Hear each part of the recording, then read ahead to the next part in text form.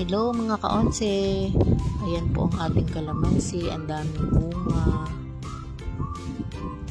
Ayan, since 2017 pa po itong ating kalamansi. Tuwing mamumunga po talaga ay laging napakaraming bunga.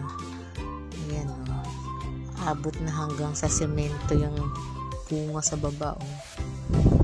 Ayan po, napakamahal pa naman ang kilo ng kalamansi ngayon. Kaya tama po ang kasabihan na pag may tinanim may aanihin.